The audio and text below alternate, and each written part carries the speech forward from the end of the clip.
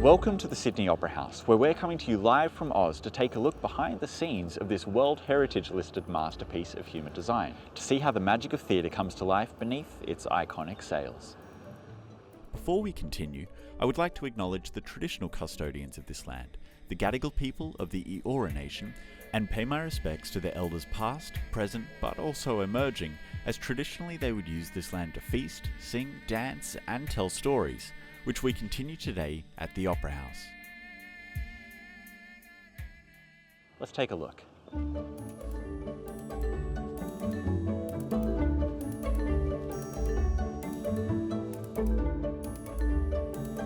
Welcome to the Joan Sutherland Theatre.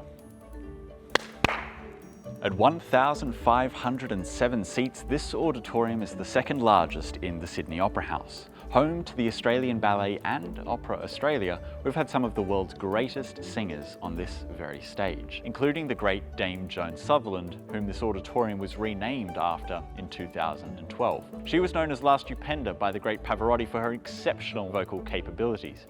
But we also use this venue for a series of other performances. Be it Vivid Live or other musical acts, this auditorium is perfectly laid out for it.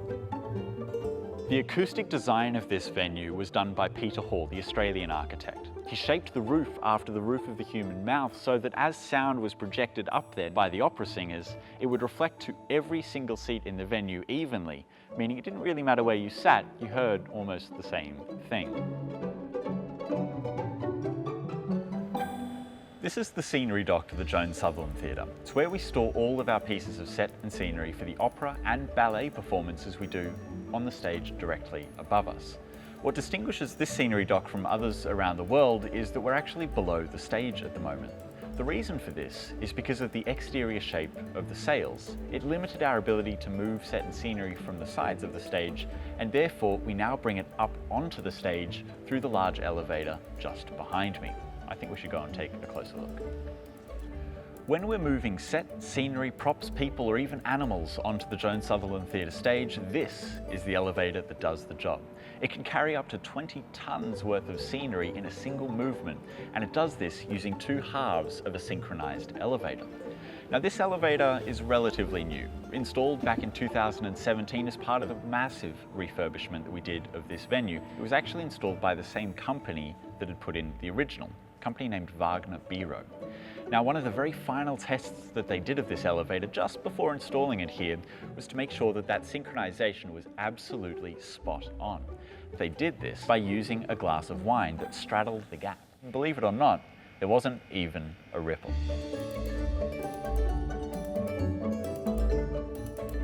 You may have noticed this. It's a ghost light. We've set them up on every stage around the Sydney Opera House. It has two functions. The first is practical, and that's that these lights help the first and last stagehand on and off the stage without falling, well, off the front behind me.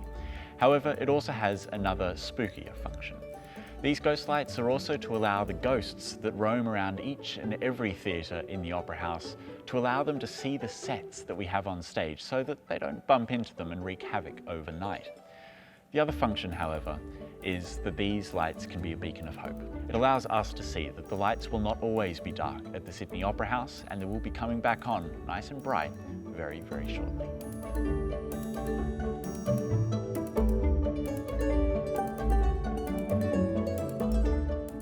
Because of the shape of the Opera House sails, it poses some challenges moving set and scenery around, but it does create opportunities in other areas. The fly tower is one of those spaces. Being able to hide set, scenery, lighting, or even people up above the stage gives us the opportunity to create rather dramatic performances, including last year with Madame Butterfly, when Opera Australia in fact suspended one of the performers from red rope as if entangled in a spider's web.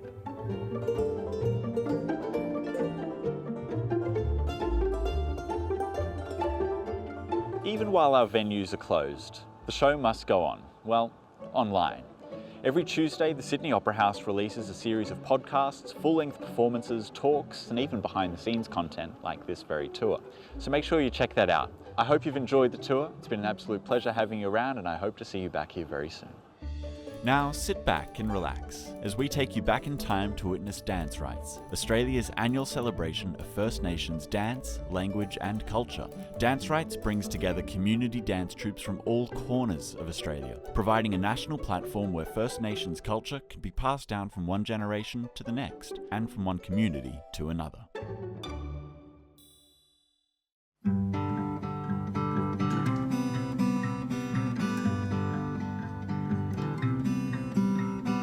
Black smoke riding in the sky tonight.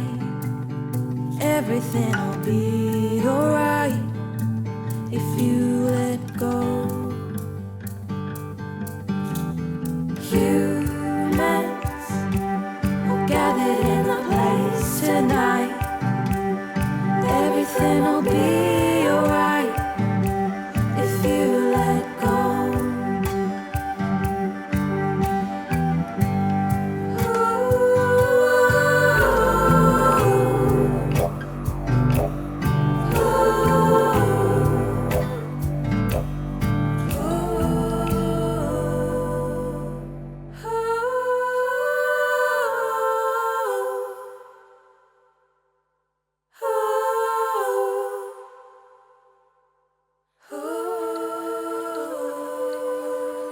Okay, ladies and gentlemen, welcome back.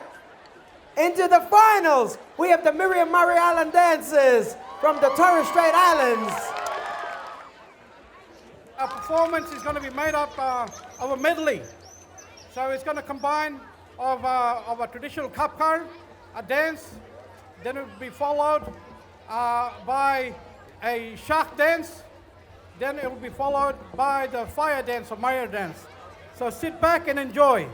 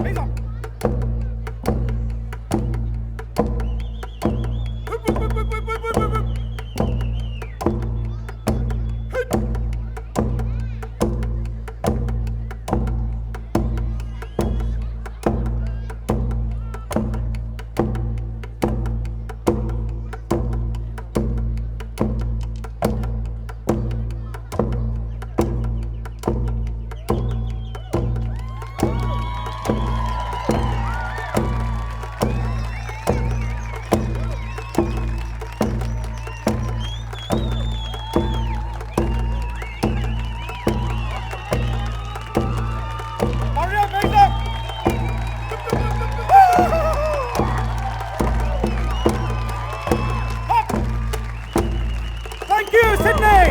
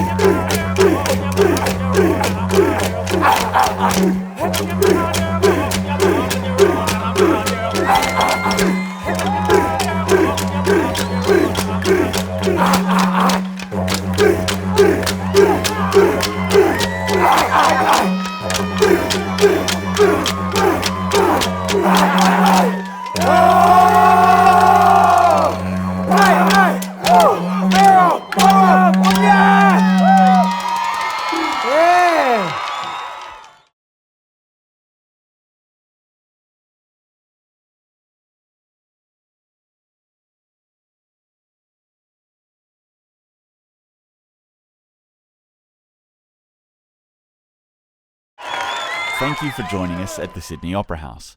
You can find more performances, talks and behind-the-scenes content from our house to yours at sydneyoperahouse.com. But for now, stay tuned for more musical performances coming up, live from Oz.